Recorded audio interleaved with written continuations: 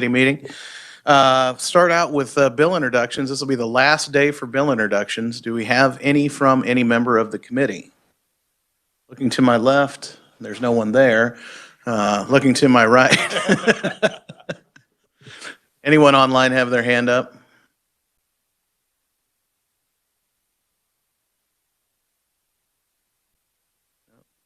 Any member of the gallery have a bill introduction? No? We're going to go out and start walking through downtown and see if anyone has a bill introduction. No. All right. With that, we will close bill introductions, and we will move on to our presentation today, which is on the Southwest Power Pool overview from Mr. Lanny Nickel, the Executive VP and Chief Operating Officer of the SPP. And I'm told Lanny is on WebEx with us this morning. Yes, sir, I am. Can you hear me okay? We can hear you. Soon we should be able to see you, I think. There he is in the upper box in the middle.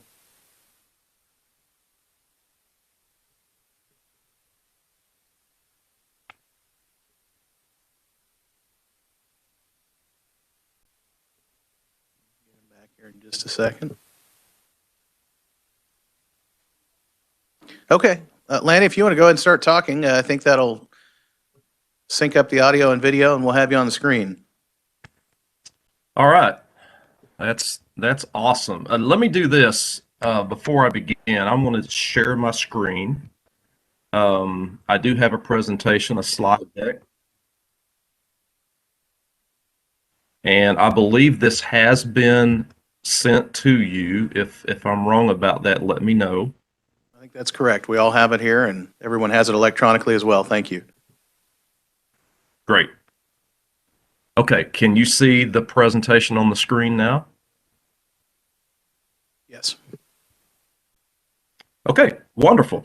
Well, let me just begin by thanking the committee for the opportunity to present to you today. And what I want to do is really kind of give you a quick overview and introduction to Southwest Power Pool. You may already know about us. You may know a lot about us. You may know very little, but hopefully we can shed a little bit more light on who we are before I dive into a little bit more detail about our strategic direction, which really is all about making sure that we can continue to keep the lights on in an increasingly uncertain future. We saw from last winter a very uncertain situation, and those are the kinds of situations we do not want to repeat. It was unprecedented, and we hope it stays that way, but what we do know based on recent history is that those kinds of extreme weather events appear to be something that we should expect to see going forward as well. And so we just have to be better prepared to deal with those.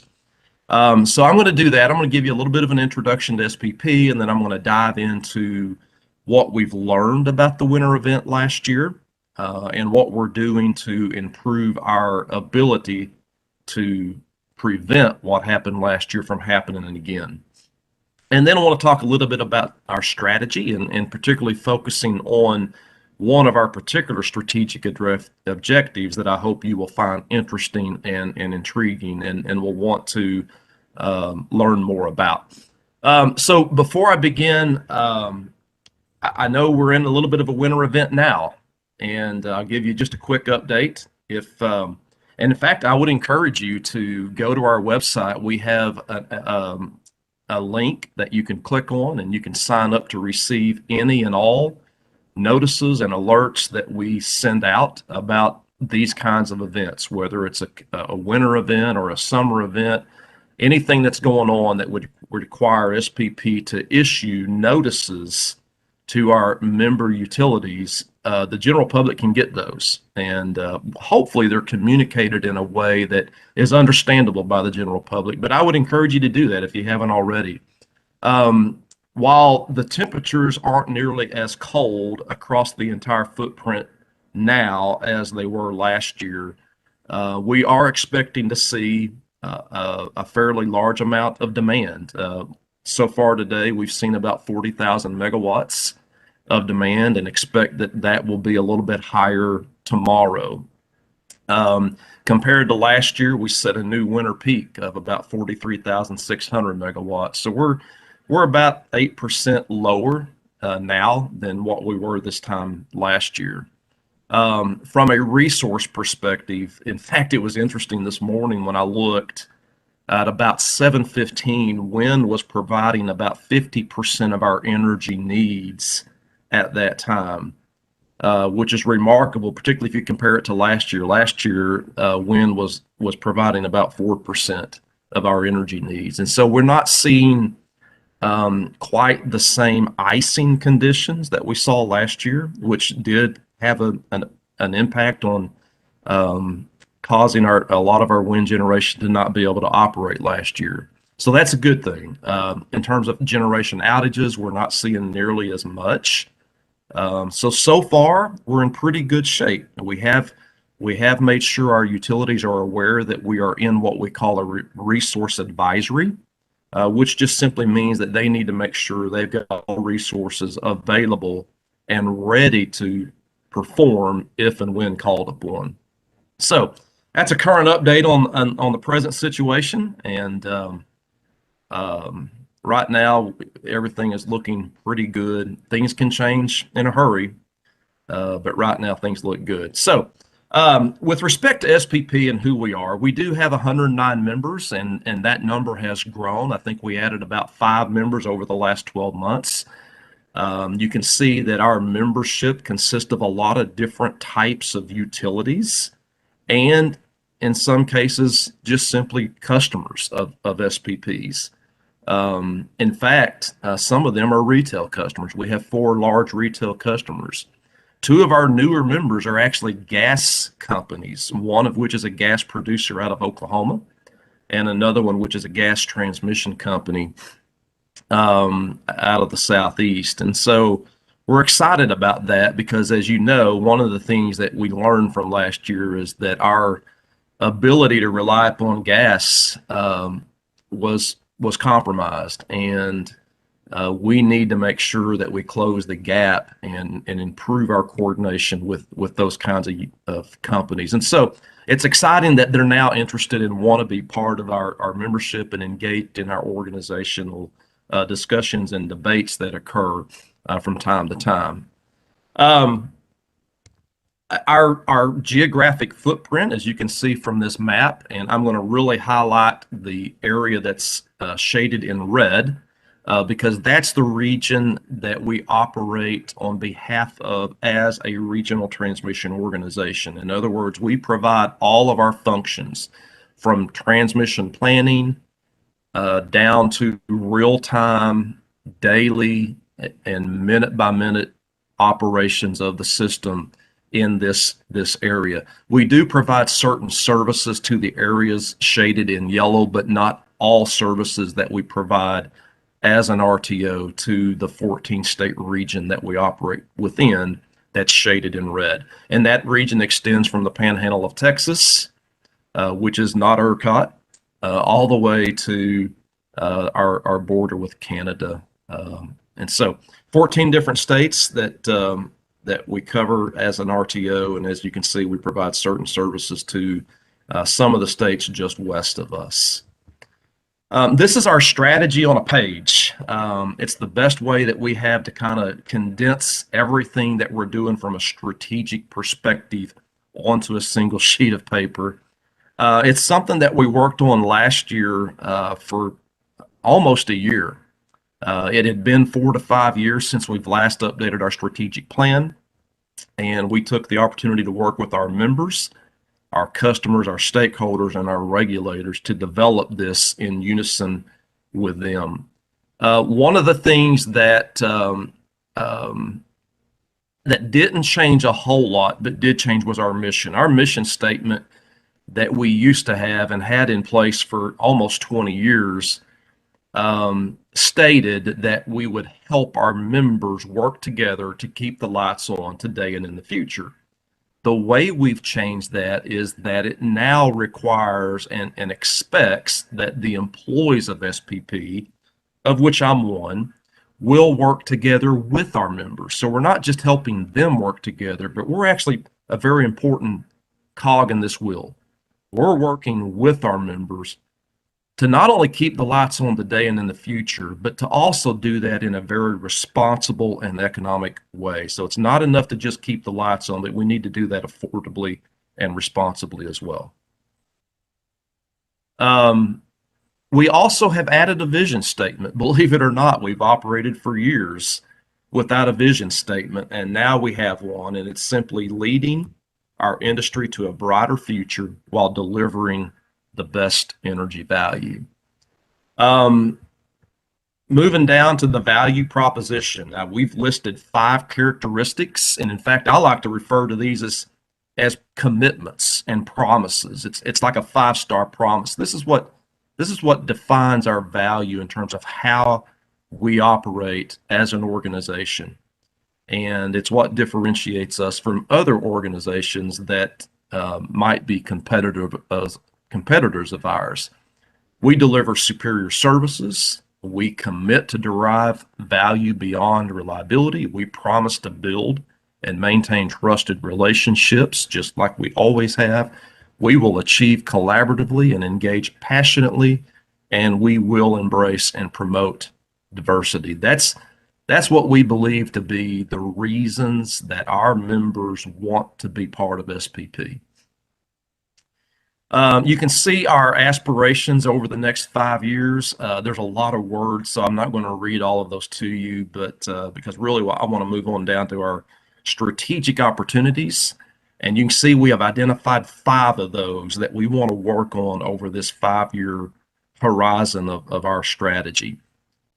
Those vary anywhere from strengthening the core business, you can see those on the left-hand side, to changing the game. And I'm going to actually focus on one of those called Grid of the Future that we believe will allow us to change the game.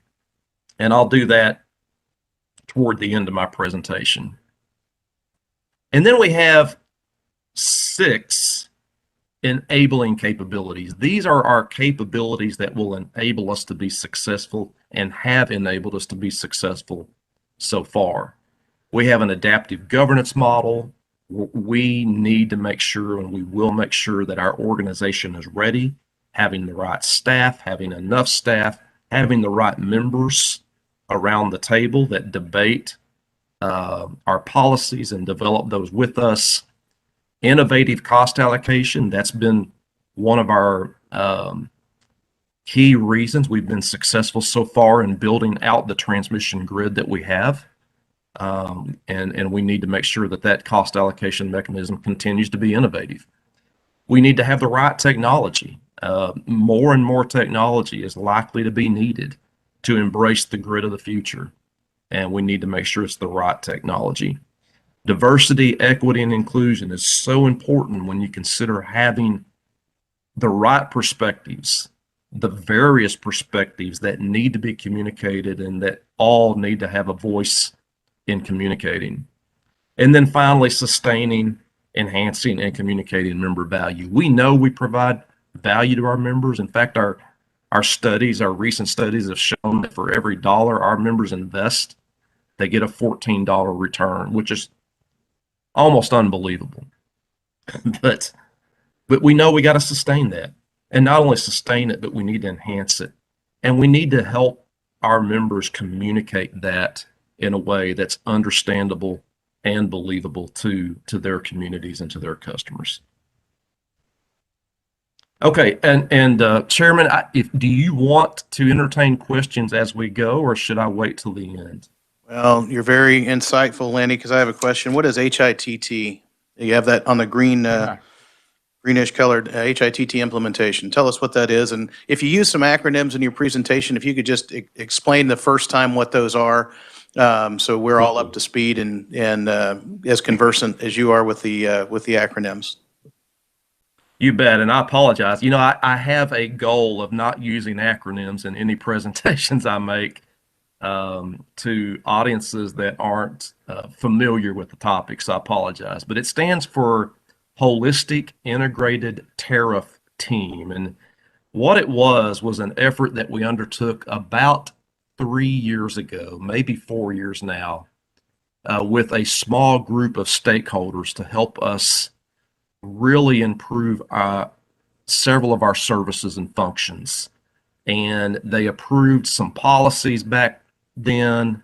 Those policies are now being implemented. And so that's what that stands for, is it's just implementing the group, the set of policies that that team recommended and that our board approved.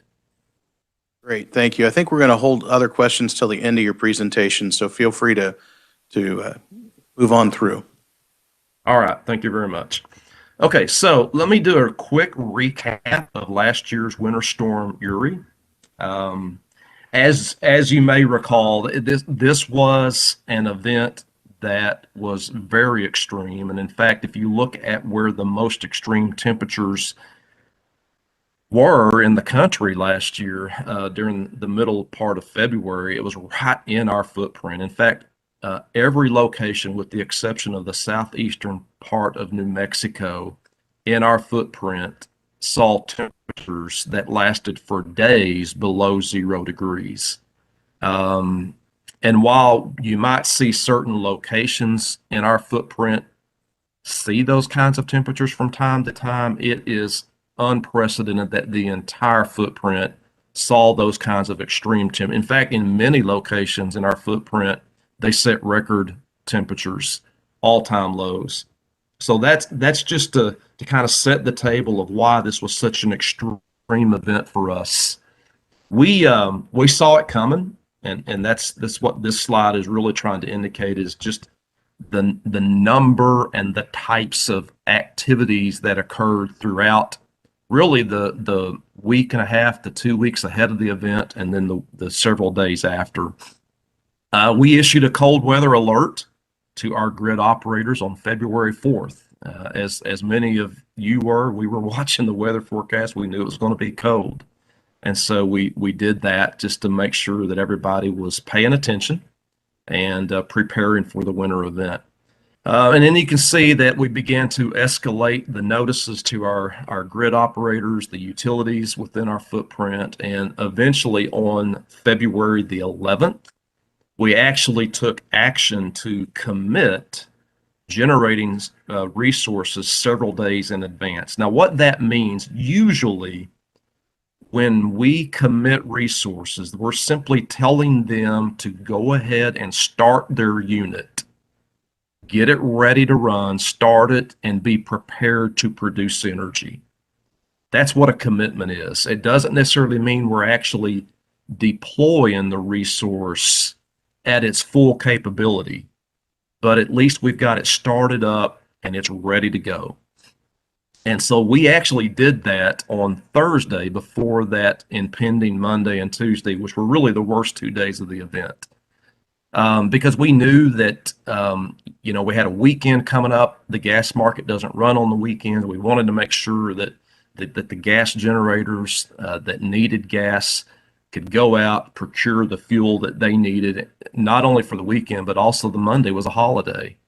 And so they wanted to make sure they had plenty of time to do that. And then we have certain types of generators that require more than 1 day's advance notice. Some of them require 2, 3, or 4 days advance notice in order to be able to start and be ready to be dispatched as needed. We call those long lead time resources. So we did that, and that's we call that a multi-day ahead reliability commitment, and we very seldom ever have to do that. But we did that on Thursday, and then as you can see, the event began to materialize. We issued public appeals on Sunday, asking for conservation ahead of Monday. We believe that had some impact in that the projected load did not materialize as great as what we had thought originally. We were projecting on Tuesday the 16th to have 47,000 megawatts of demand, which is over 8% more than our previous winter peak. We did set a new winter peak, but it was not nearly 47,000 megawatts, and that's primarily because we ended up having to interrupt load on Monday and on Tuesday. We interrupted load. You can see those are represented by the red parts of this table, once on Monday the 15th and then again on Tuesday the 16th. We did that to make sure that we could control the system. We have to continuously balance supply and demand. And if that gets out of balance, and it gets out of balance by either too large of an amount or by too long of a time, the system will auto correct. And when it does that, we lose control, and there's a severe risk of what we call cascading outages. So we took those actions because we ultimately had to serve load and we didn't have enough resources to do it with.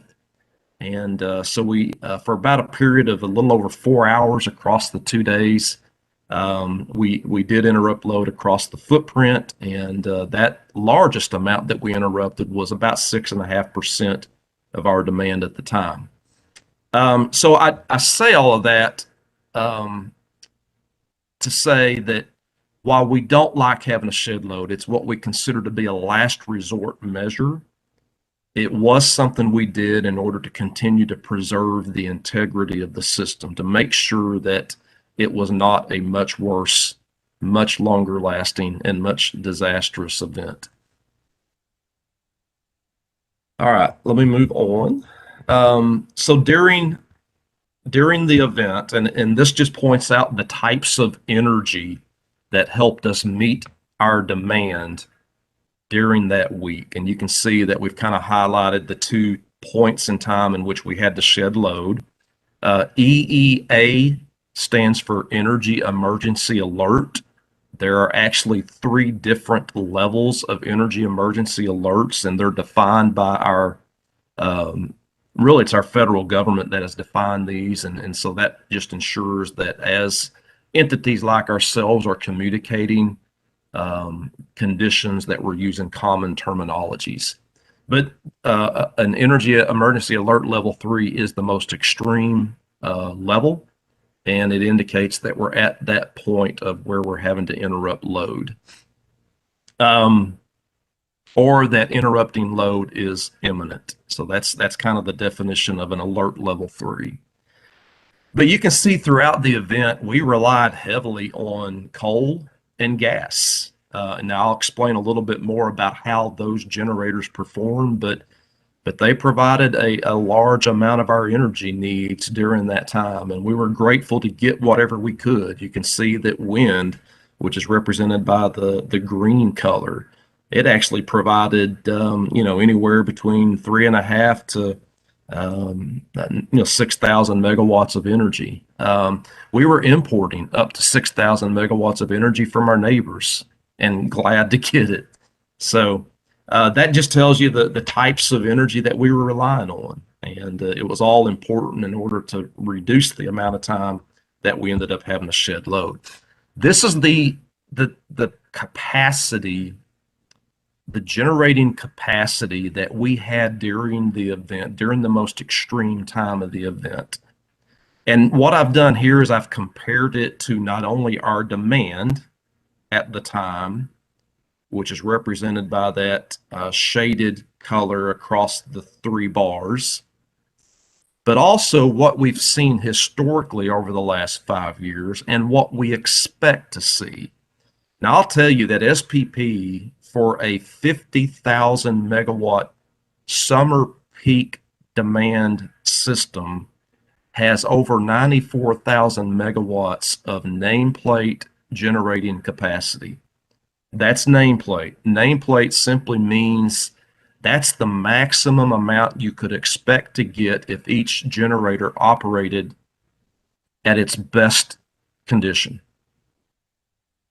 We also do an assessment every year that tells us what is the amount of generating capability that you can expect to get during the worst times of the year when you need it the most. And that's what that 62,697 number represents. So out of 94,000 megawatts of nameplate, we expect when we need it the most to have a little over 62,000 megawatts of generating capacity.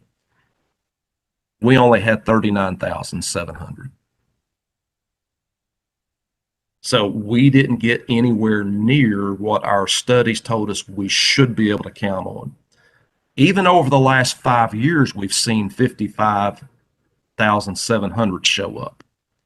Even that number, though, is less than what our studies have told us we should expect to see. So that's going to get to one of our observations and one of the things we're going to be learning from and trying to improve upon going forward. But I just wanted to point that out because that's very critical and important to understand and see. So I'll tell you, I'll break that down a little bit so that you can see how the different types of generators perform during this event compared to what we expect them to perform at and what they've historically performed at. So coal produced 17,000 megawatts when we needed it the most during that week.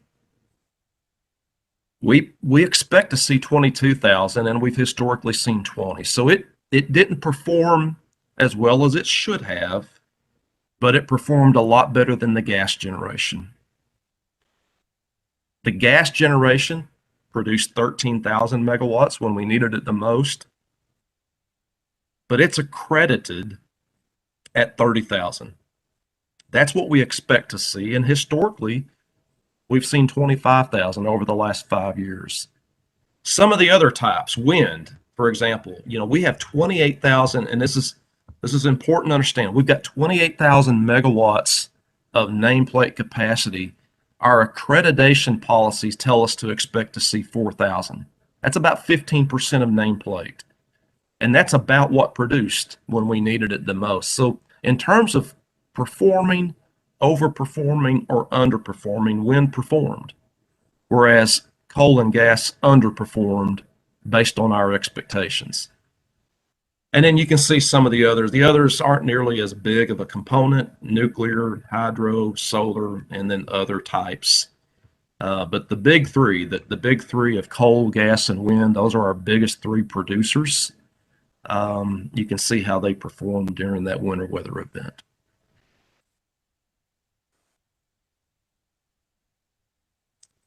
Okay, so we did perform a comprehensive review of the event. It took us about 3.5 months to complete it, and we presented that to our board last July.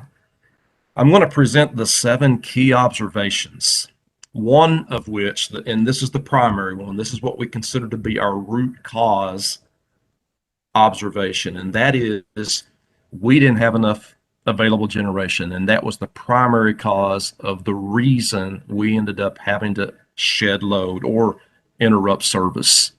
Now, the biggest cause of our lack of generator availability was the lack of fuel. And primarily that lack of fuel that we saw affected our gas generation the most. There were a lot of our gas generators that just simply either couldn't procure it because it couldn't be delivered or because it couldn't be produced, and or they had already procured it and some of the gas suppliers simply interrupted their provision of gas. That's the root cause. We also observed extremely high gas prices, and that was the primary driver of our record high energy offers. I think we saw prices of energy at about $4,300 a megawatt hour. On average for 2020, we were paying $17 a megawatt hour for electricity on a wholesale basis in SPP. So that just gives you a sense of just how extreme those prices were during that event. Observation number 3, because of these prices and the just unprecedented amounts that some of our utilities were paying for fuel and were paying for energy, there was a concern about credit exposure and their continued liquidity. I talked about the fact that we were importing up to 6,000 megawatts of energy from our neighbors. To put that in perspective, that's about 14% of our energy needs at the time were supplied by our neighbors, neighboring entities in our interconnection. The reason I point that out is if you consider ERCOT's plight, ERCOT was only able at the maximum to import 1.5% of their energy needs. It's because they're very disconnected from the rest of the country's electric system. Lanny, At most, they can import 800 megawatts from the United States to serve their needs. Lanny? We were able to import 6,000. Yes, sir. Go ahead. I'm sorry. Yeah, I'm sorry. I wanted to see if you could explain a little the ERCOT explanation for those that aren't familiar with those power pools. Yeah, so ERCOT serves about, I want to say, 77,000, almost 80,000 megawatts of load. So they have a lot more demand at their peak than SPP does. We're about a 50,000 megawatt system. They have DC or direct current interconnections with SPP, and that's the only interconnections they have with the rest of the United States. They have some small interconnections with Mexico, but not even as large as the ones they have with us. So 800 megawatts total that they can ship either to us or they can receive from us through those DC tie interconnections. So that means they're pretty self-reliant. If they have a situation, there's not much help they can receive from the rest of the world. And that was what they experienced last year. They didn't have enough resources within their own footprint. And because of the fact that they couldn't rely on others, they ended up having to interrupt a lot of load. The other difference between us or between SPP and ERCOT is we have a mandated minimum amount of generating capacity that each of our load serving utilities has to have. And that's a minimum excess of 12%. So by example, if you're a utility that has 1,000 megawatts of peak demand, you must have at least 1,200 megawatts of capacity to serve that during summertime conditions. ERCOT has no requirement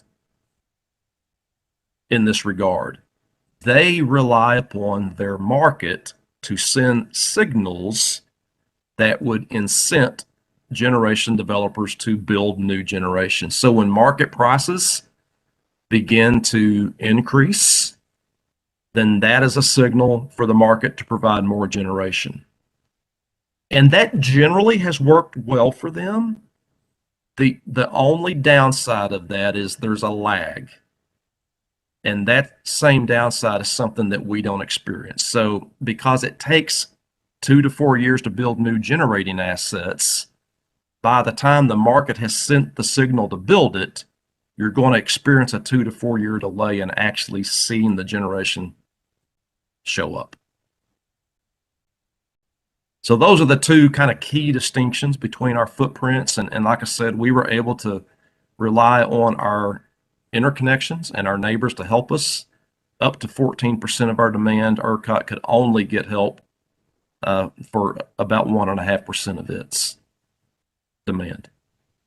Now, a fifth observation, and hopefully that answered the question.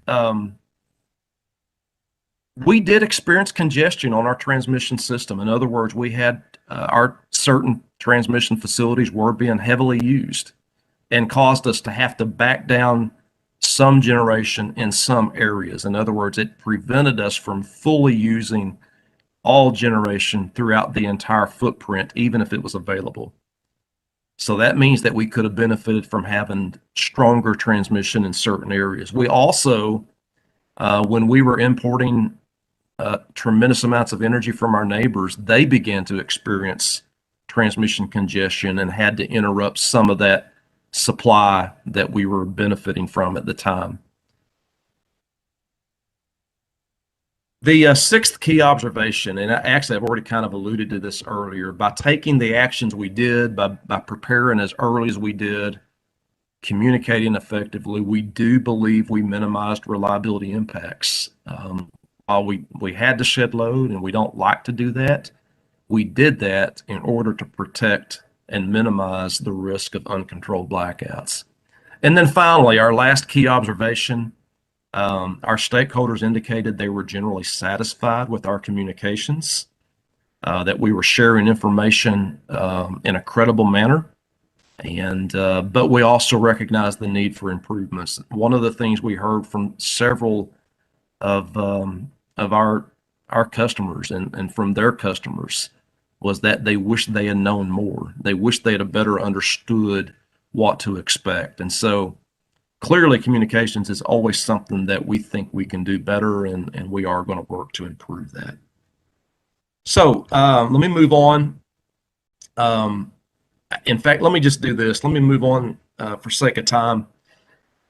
In the report, we identified 22 different objectives for improvements, and the board approved all of these. You'll note that there are 3 different tier levels. Tier 1 just simply means these are the most urgent, the most critical, and they address the root cause. And if we can resolve these, if we can find satisfactory solutions to these 4 objectives, then even if the same event were to reoccur, we would not have to shed load. Okay, so there are 4 of those. And then there's 13 that are what we call tier 2. Again, they're important, they're critical, but they allow us to react better in the event that we do have to shed load in the future again. So it doesn't necessarily address the root cause, but it helps us perform better. And then the third set of recommendations, of which there's 5, are those that are just good to do and don't fall within the other 2 categories. I'll just point out that the 4 tier 1 recommendations, 2 of them have to do with improving fuel assurance, because we saw that we didn't have the gas we needed. And so we need to make sure in the future that we have better assurance that when we need fuel to run our generators, it's there when we need it. And then the other 2 have to do with better planning for resources, making sure we understand what we can count on.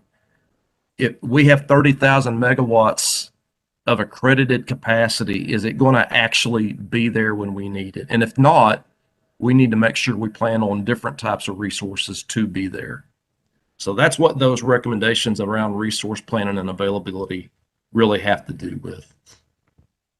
The board took 7 actions last July, accepted the report, directed work to begin immediately on those recommendations that address root cause issues, directed prioritization of work needed to address the remaining recommendations. And that's simply because we have a lot of work on our plate, and we want to make sure that we're doing the work that matters the most. Directed staff to provide quarterly updates on progress being made.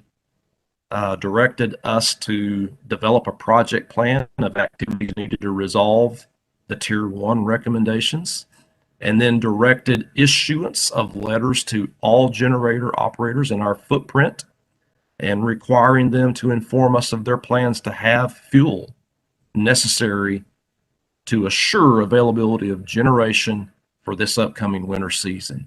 And then finally, directed staff to perform some additional root cause analysis so that we can better understand why natural gas failed to supply the generation in the way that it should have. So to address the tier 1 recommendations, the first thing we did is we formed a new task force. And the task force consists of 6 regulatory representatives across our footprint. In fact, I'm happy to note that Kansas has a representative. Ms. Sherry Albrecht serves on that task force from Kansas. And in fact, she's a former Kansas Corporation Commission commissioner. And then we have 6 representatives from our member companies, and this task force is really assigned to develop the policies, to oversee any further evaluations and assessments needed to make sure that we address the fuel assurance recommendations and the resource planning recommendations. So they've been working now for about 4 months and are making good progress. They did indicate, after reviewing all of the work, I believe they have 26 different initiatives that they're considering to address those 4 recommendations. And they're expecting that it will take about 2 years to complete their policy development, which is really the key part of what they're working on. So I just wanted to make sure that was understood. It's not a quick fix. It will take time. All right, I'm about to move on to the grid of the future. Would it be a good time to take questions about the winter event, or should we just move on? I think we'll keep moving on, Lanny. I'm sorry the chairman had to leave for another meeting, but I think we'll continue on with the grid of the future, and then we'll have, I'm sure, several questions at the end then. All right, super. Thank you. All right, well, one of the things that we recognized when we were developing our strategic plan and we were considering the strategies, the important elements that needed to be included in our 5-year plan, is the fact that things are changing, and they've been changing. I mean, 10 years ago, wind represented about 6% of our energy mix, and today it represents about 34% of our energy mix. At the same time, we're seeing coal, and well, really more so coal than gas, begin to decline in terms of its percentage of our energy mix. But those aren't the only things. We know that solar is coming. We've got about 30,000 megawatts of it in our generator interconnection queue today. So we know that's going to be interconnected. Battery storage is another technology that we expect to see more of in the future. Electric vehicles. I remember 5 years ago talking about whether or not we would see a tremendous amount of those in the South and in the Midwest that our region comprises. And there were a lot of hesitancy among our members, a lot of skepticism about whether or not we would see a bunch of that begin to materialize. And I said, look,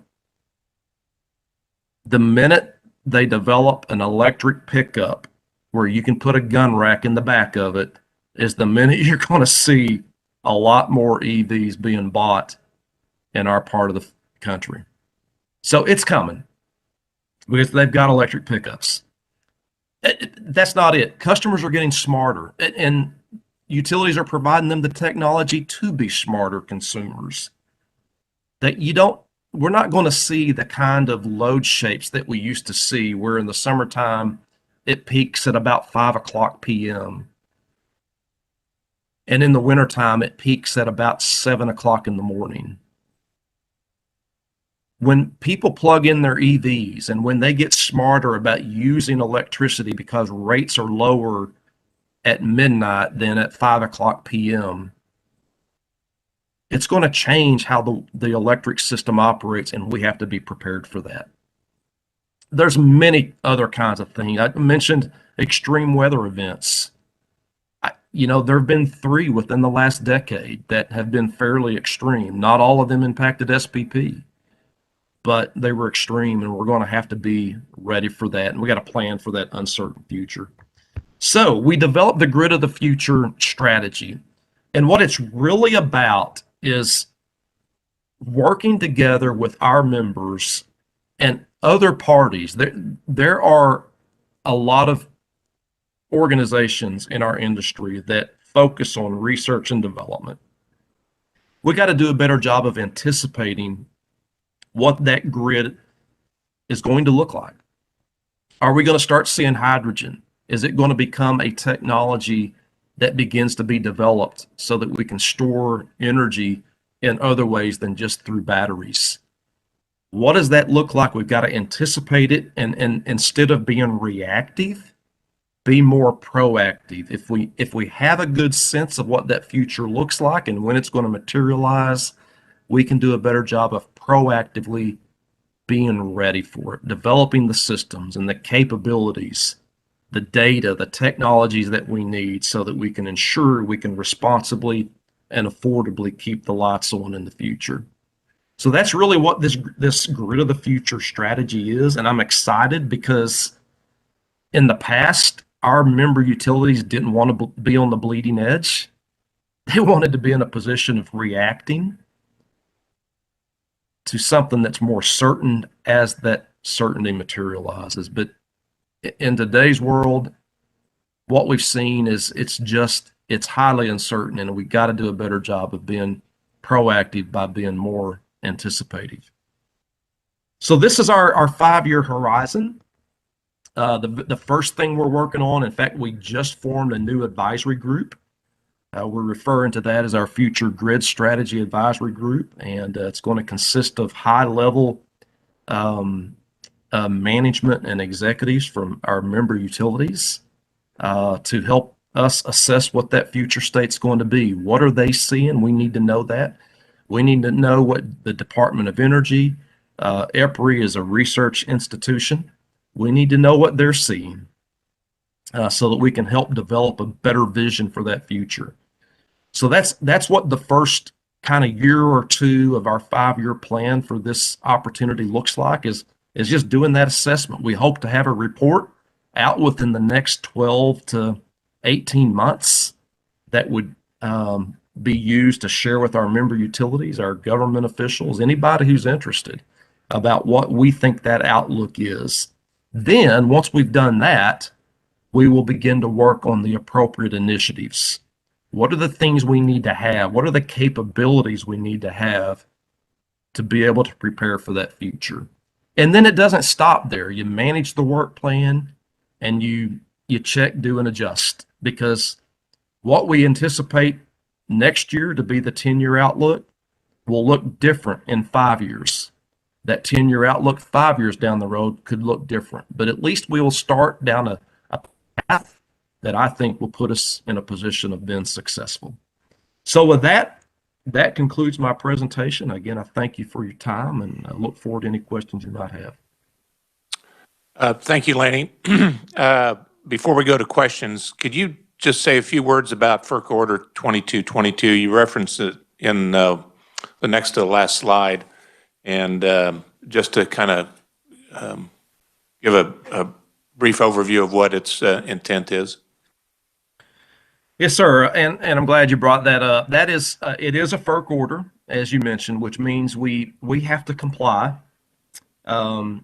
What our stakeholders work together to do is find the best way to comply. So that's what we've been doing. We are about to file what we call a compliance filing with Ferc, and we hope that Ferc will accept that. But what it requires us to do is to really open our market for opportunities for demand response and distributed energy resources to participate. So really what that means is it's going to change how we view distribution load on our system. It's going to change how it behaves. Today, when we project 40,000 megawatts of winter load, in 5 years, if there's more demand response and DERs, or distributed energy resources, that 40,000 could be 38,000. If we need it to reduce, well, we should have the ability to do that. And so that's the objective that FERC has in its Order 2222 order, and that's we are expecting it to be a game changer for utilities, because we do expect that we'll see market participants wanting to provide demand response and have distributed energy resources that will affect the way load looks on the transmission system. What we have to make sure we do, though, is make sure it behaves in the way that we can expect it to behave. It's the same thing. It's very similar to accrediting generating capacity. If we expect 30,000 megawatts to show up, it needs to show up. The same thing for demand response. If they tell us we can make 1,000 megawatts go away, it needs to go away when we ask it to go away. So that's really the important reliability element of that whole opportunity. But that's what it is. Okay. And I think I see a question. Yep. Lanny, could you just give a couple of examples when you talk about distributed energy resources, for folks to kind of get their mind around what those might be in the future? Yeah, you bet. So These are resources that have an ability to produce energy that aren't controllable by SPP or by a utility on the transmission side of the business. So they're what we refer to as behind the meter. And so it's somewhat obscured from our viewpoint. It's not transparent to us because on our side of the meter, we just see a certain amount of demand, and we don't know what constitutes that demand. And when the demand changes, we don't know what caused it. But this could be a resource, something that's producing energy instead of consuming energy, that's behind the meter from our perspective, and it's changing the demand that we see on the transmission system. So one example of that could be a rooftop solar panel. A home has it, and instead of, consuming 100 kilowatts, all of a sudden it's only consuming 50 because it's producing 50 from its rooftop solar system. Yeah, thank you. Thank you for that clarification there. We'll get to questions now, and the first one we have online is from Representative Keither. Thank you, Mr. Vice Chair, and good morning, Lenny. I'm so glad you were able to join us, even if it is just via WebEx. Certainly are having an event, and I'm glad you didn't have to try to fly. Well, thank you for that. My question is, could you elaborate maybe the timing of the FPP MISO 7 cross-seam transmission project, which I think addresses your mentioning the congestion problem, and elaborate what MISO is and go from there if you would. Thank you. Yeah, you bet. And thanks for that question. You're certainly paying attention. I'm impressed that you're aware of that. So, and you're right. One of the things that we identified as one of our objectives is to improve our transmission planning processes so that we recognize the value transmission can provide from a resilience perspective. Certainly it gave us a lot more resilience than ERCOT had, as an example. Sure. And we think that we could use more of it. And so the MISO is a neighboring region, Mid-Continent Independent System Operator is what they're known as. And we share a pretty long seam with them. Mm-hmm. They are immediately adjacent to us to our east. And we've been working with them over the last year really to develop a set of transmission solutions that would enable the interconnection of new generation that has really backlogged both of our queues. We have more generation in both of our respective queues than we can accommodate in a timely fashion. It's almost unmanageable. So we saw this as an opportunity to work together to provide the transmission expansion needs that could accommodate a lot of that generation that desires to be interconnected. Now, what needs to happen next? So we've done the engineering part. We've identified about $1.7 billion worth of upgrades that consist of the 7 projects that you mentioned. Now we got to figure out how to pay for that. And clearly, we recognize that the generators, the developers of those that wish to interconnect, drove a lot of the need for this, so they're going to have to pay for some of it. We also recognize that there are load-serving utilities on both sides of the seams that also get some benefit out of that transmission if it gets built. And some of that benefit could be through increased resilience. Some of it could be through lower energy cost. So that's our next step, Ms. Keither, is that we have to now figure out how to share the cost in an appropriate manner. And we do have some thinking behind that. We're hoping that it'll be kind of shared on a 50-50 basis, but that dialogue is just now really beginning to occur. And We're excited about it. I do believe we're going to be successful primarily because both organizations from the top down really do support this initiative, and we need to make sure it works. Well, Not only because it will enable the interconnection of new generation that will provide benefits, but also because I do believe if we'd have had that transmission in place, we could have imported even more energy during last year's winter event. well, Kansas certainly has been a player with building transmission over the past years, as you well know. And the lines we're talking about are all 345. I believe that's correct. I don't have those details in front of me, but I believe they are all high voltage facilities. Big lines to really move energy the way it should quickly. So, Yep. well, I'm excited about the prospect, and I look forward to hearing a whole lot more of what's happening with that as you go on in the future. Thank you, Mr. Vice Chair. Thank you, Lanny. You betcha. Thank you. Our next question online is Representative Carmichael. Good morning. I hope that you all can hear me. I see a nod. Maybe Annie, can you nod? Yep, she sees me good. I should not have called Representative Keither Annie. I apologize for that. She is Representative Keither, Mr. Nickel. Mr. Nickel, couple questions with Chair's permission on two different subjects. In response to Representative Keither's question, you talked about MISO. Unfortunately, I don't have a big enough screen to see the maps accurately. Could you tell us geographically where that, whatever RTO, whatever the magic letters, there we go, there it is. Okay, it's generally eastern Missouri, Chicago, and extending clear on down the opposite side of the Mississippi from Arkansas, it looks like. Is that generally correct? Yes, sir. That is correct. They actually,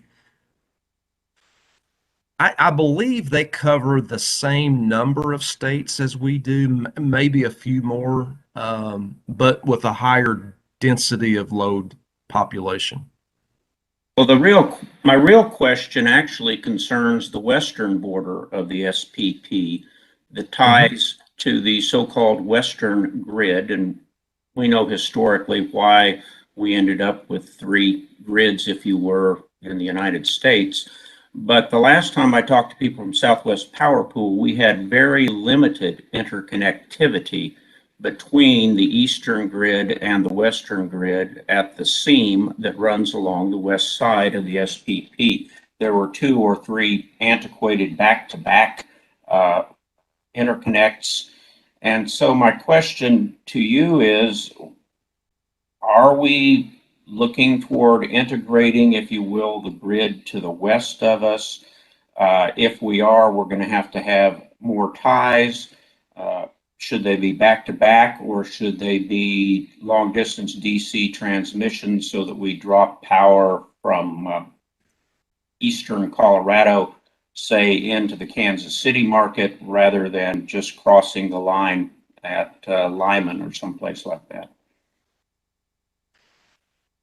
So Representative Carmichael, that is a great question. We do have, if you look at all of the ties that interconnect between the west and the east, there are 7 of them, and that represents about 1,400 megawatts of capacity. But we are working currently with some utilities in the west, and primarily they reside in Colorado, Wyoming, and Montana. And they are interested. In fact, many of them have already joined our energy and balance market that we're operating. That's one of the services that we have available. And are interested in pursuing RTO membership. I believe the total number of ties, or at least the megawatt capacity of those ties, if they are successful in becoming RTO members, is about 900 megawatts. So it's a benefit to be able to utilize those to transfer energy between the east and west and vice versa. However, I do believe there's more benefit than can be obtained if we were to expand those. And the reason I think that benefit exists is because if you look at where we reside, we have a lot of wind potential. That's why we have so much wind, and we have more wind than we need in our own footprint. And it would be great to be able to ship it out to either the east or to the west. Unfortunately, because of the DC tie limitations, we can't transfer a lot to the west. Now, in the west, they have wind potential, but they have a lot more solar potential. And so, the sun doesn't shine at night. The wind tends to blow at night. So wouldn't it be great if we could leverage each other's strengths and really optimize those connections between the west and east? I think there's a tremendous opportunity there that needs to be explored and will be, to the extent we can have more parties willing to join the organization and wanting to optimize the market opportunities. Mr. Nickel, I appreciate that there are 7, not 3. I used to know locations of them all, but that's all been lost to the vicissitudes of time. In other words, I'm That's getting okay. older and forgetting more. But specifically addressing the long distance DC ties as opposed to back ties, where should the money be being invested? Should it be invested at the border and existing transmission, or should we be dropping or transporting power from where it's generated closer to where it's needed rather than along the Kansas-Colorado line? Boy, I think now you're asking me a question that you can answer it 2 different ways, and there are people that believe strongly in DC lines, and there are people that believe strongly in continuing to invest in the AC system. So I'm going to point out just a few observations. For really long distances, DC lines are less expensive. However, because you have to build substations at certain points in order to be able to drop off energy into certain communities, DC solutions aren't as flexible. And that's why I believe, generally speaking, an AC system or an AC solution is superior, because you've already got a highly interconnected grid that's AC. You've got several locations anywhere in the country you can drop energy off at, and then you can avoid the dilemma that when a certain facility is needing to be constructed in a certain state's jurisdiction, that you have retail customers arguing that they don't get any benefit out of it. That's key. If you want states to be willing to join together to fund a facility, their customers that they protect need to see benefits.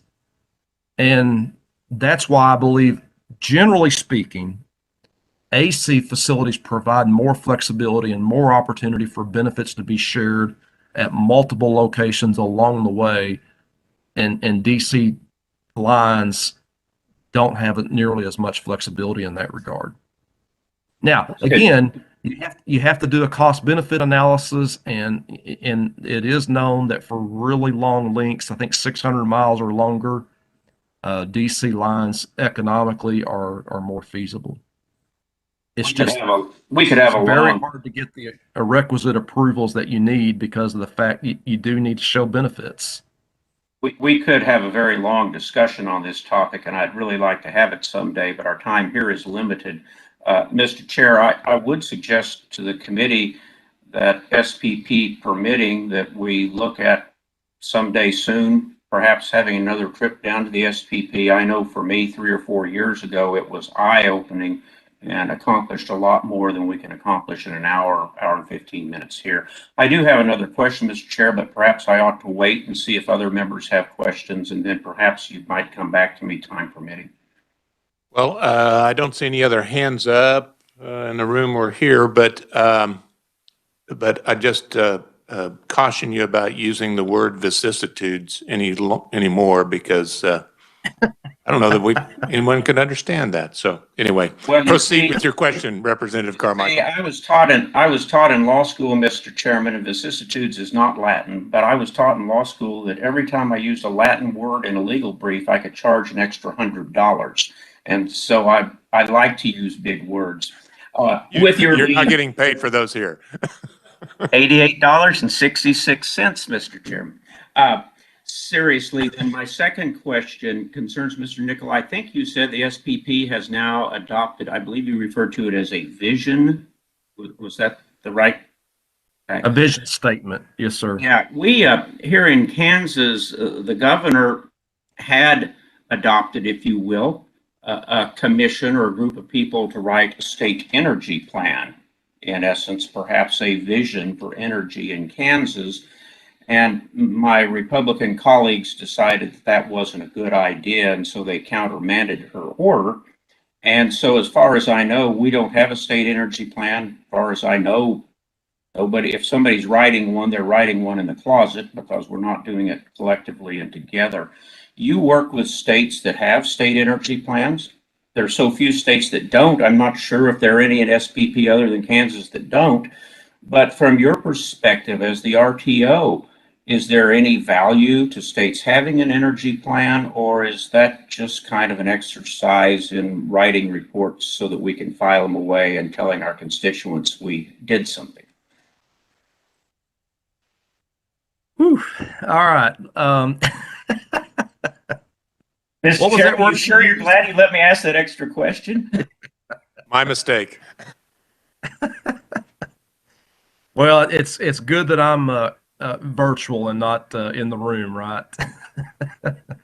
I will say this about plans and goals. It's always nice to have something that you can shoot toward.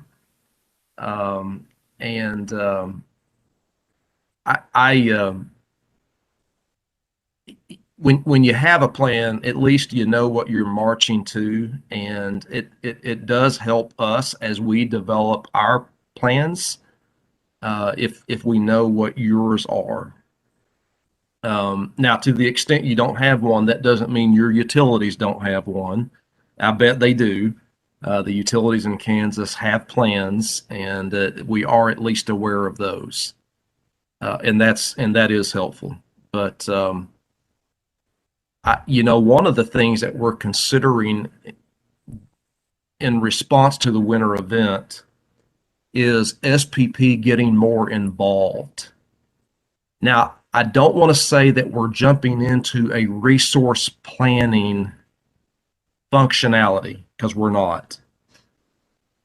But we do need to help inform our member utilities and our states who have jurisdiction over resource planning, generating resource planning. And I apologize for that. It's my dog in the background.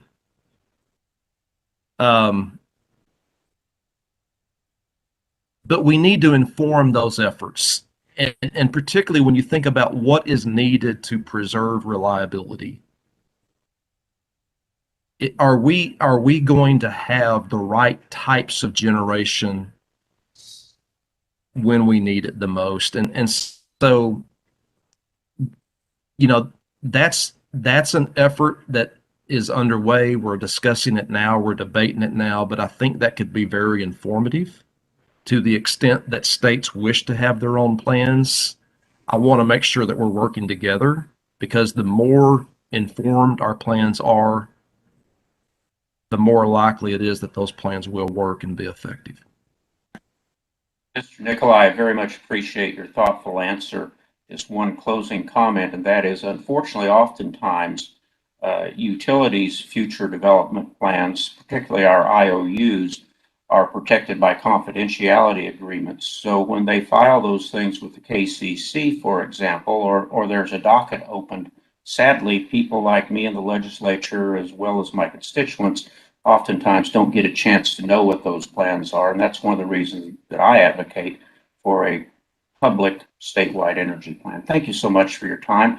I hope things stay warm down in Little Rock. Well, thank you, and I hope you all stay warm as well. It's cold here in Wichita, but I can see my dog playing in the backyard. It's about where mine's going. Uh, have another online question, I think, from Representative Keither, unless she forgot to take her hand down online. I got to put it back up. Okay, go ahead. Just sort of more of a statement. I'm encouraged to hear that response because I too think we have a better step forward if we bring everybody to the table and start planning what is coming our way, such as you brought up solar, battery storage, electric vehicles. I mean, this is all marching towards us and our grid, so we ought to be preparing for it. But it's also my thought. I'm having the SPP more connected with what we might think about doing is encouraging to me because I asked if Commissioner French could come and present with you at the same time because the KCC is now much more enjoined with FERC and what is happening with our state and national, and obviously you're involved in that as well. So I just wanted the committee to know that there's a lot more conversation going on in multiple places than there used to be, and which is going to be beneficial to us going in the right direction, I believe, in terms of cost and providing what we need. So that I'm sorry, Mr. Nichols, that wasn't a question, but I just wanted the committee to understand that maybe we also need to make sure we bring the KCC in to let us know what their connection with FERC and everybody else is doing as well. So thank you, Mr. Chair. Well, Don't and see- Representative, if I could, one of the things that we learned after the event last year, and we really became to appreciate even more, was the fact that we are a part of a community. It's a large community. It's about a 14-state community, but it's the community and our working together, our collaboration, our coordination that keeps us strong. And so we very much invite and want to be part of that conversation to the extent we can. I don't see any other hands up. So, Lanny, I have a couple, well, actually about three questions, but the first one should be fairly easy. When you were going through the capacity mix in SPP, you identified the nuclear capacity, and on this past Tuesday, we had the Nuclear Energy Institute here along with Wolf Creek. But can you identify the nuclear plants that are in SPP footprint? Yes, sir. You mentioned Wolf Creek. That's one in Kansas, and then there's one in Nebraska. Those are the two. We only have two nuclear plants in SPP. Okay. I thought that, and that's Cooper Station, isn't it, up in Nebraska? Yes, sir. Okay. Uh-huh. You also mentioned at the start about gas markets not operating over the weekends and holidays. And I'm not necessarily criticizing that operation, but if I recall from a year ago, it forced some of our municipalities to contract at high prices to get through that long weekend because they couldn't buy on a day ahead basis. Am I understanding that process right? With some of those, the small municipality generators that needed that gas, and they kind of got locked in at a high price to get through the weekends? I mean, that's how I understand it as well, Representative. I will tell you that there are different perspectives on this, and I've even heard from some of the gas suppliers, they believe that those prices were escalated because of panic. So, I don't know if we'll ever know the real truth, but it's probably the truth is somewhere in between. That there was a shortage of gas, and that caused the prices to go up, and there were utilities that were very concerned about keeping the lights on and having to buy gas in advance, and it's possible that they bid those prices up. It's just, those are perspectives, and they're only anecdotal, and I don't know what the real truth is. What I do know and a lot of our utilities have shared this opinion, is that gas, even on firm contracts, have some of those contracts, the force majeure provisions have allowed the gas producers to interrupt supply too often. And one of the things that we are considering undertaking is, on behalf of the entire region, recommending language changes in the base contract that is used by NASB, which I think North American Energy Standards Board is what that stands for. But to make those provisions a little more stringent so that gas supply, even on a firm basis, is harder to interrupt. That is one of the takeaways. It's one of the things that a lot of our utilities noted. I mean, even earlier this year, at the beginning of the year, when weather wasn't nearly as cold as it was last year, our utilities told us, at least some of them told us, that they were beginning to see their gas contracts interrupted using force majeure. So that's an opportunity, and I just want to share that with you because I think we all have an opportunity to advocate for change, and particularly if that change is needed and it's meaningful. And that is a perspective, at least, that our utility members have shared.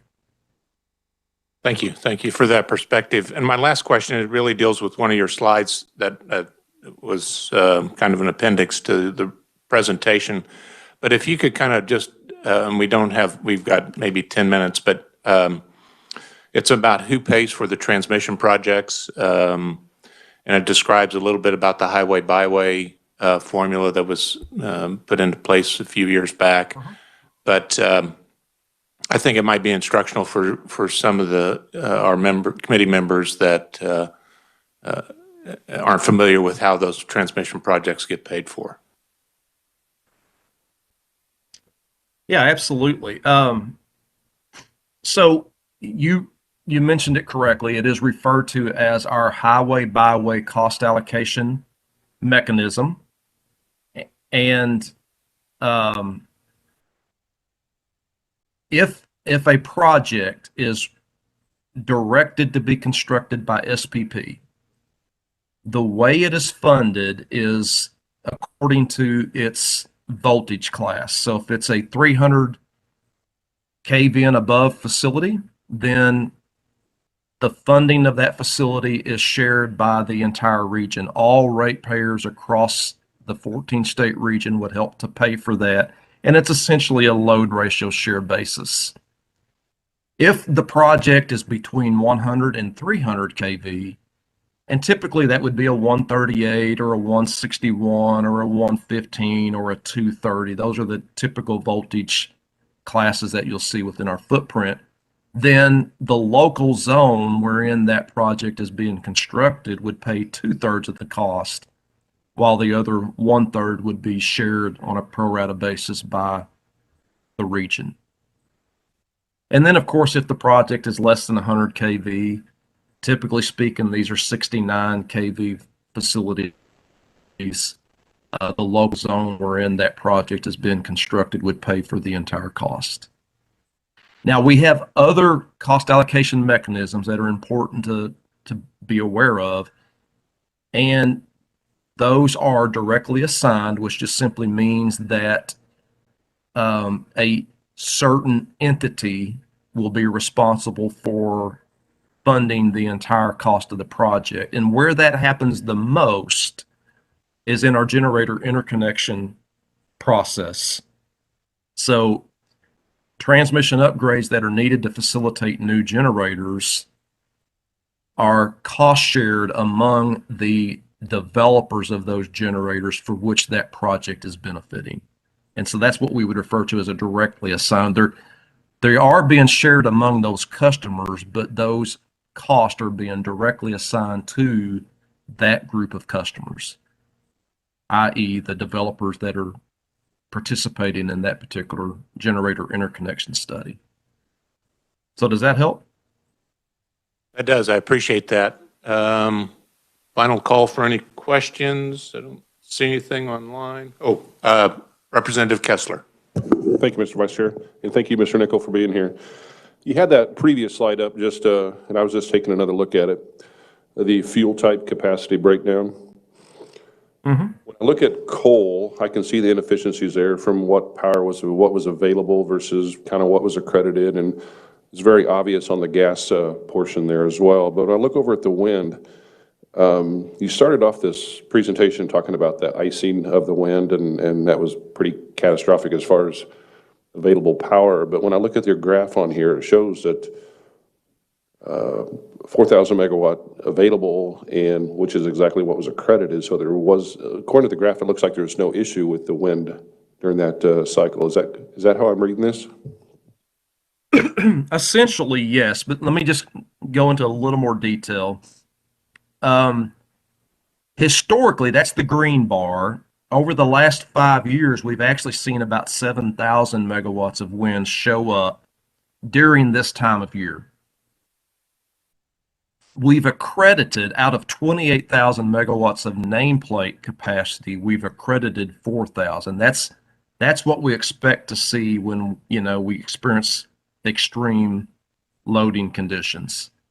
And that's about what showed up. So that tells me then that we've done a fairly good job regarding our expectations for what you can get out of wind generation across the footprint.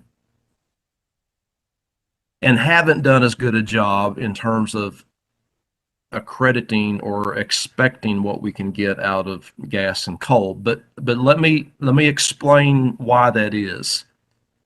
When we began to develop our policies and our methods for accrediting wind, we really used what we call a performance-based approach.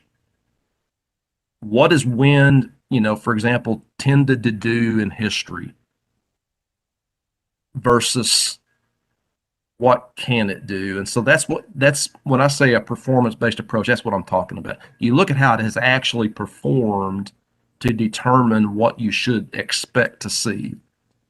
For gas and coal, we have historically used a policy that suggests that whatever their nameplate capacity is, as long as they have the rights to deliver from that resource, in other words, firm transmission rights to deliver, and as long as they perform routine testing about every 3 years, they generally get accredited pretty close to their nameplate capacity.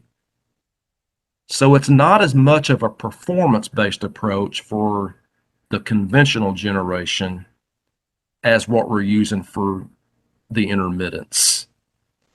We are considering switching to more of a performance-based approach for coal and gas. I just wanted you to understand that, because I think that could explain why, even historically over the last 5 years, we've not seen as much coal and gas available as what it's being accredited at.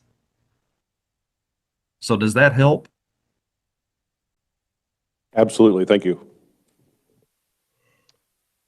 Okay, I think that wraps up our questions, Lanny. I just, on behalf of the committee and the chairman, we really appreciate you taking the time to visit with us. SPP has always been very willing to educate our committee, and Mike Ross has been here several times, giving us background on the SPP, but we sincerely appreciate your time this morning, and hopefully we can arrange for some of our members to visit SPP headquarters down in Little Rock. Absolutely. We would love to have you, and you would be more than welcome to come to our offices, and then we could give you a grand tour and even more of a presentation than I've been able to give you today. So again, thank you for the opportunity, Mr. Vice Chairman, and please share that with the chairman as well, and ranking member Representative Keither. Appreciate you reaching out. Very good. Thank you again, and stay warm. All right. Thank you. You too. Okay, committee, any other business.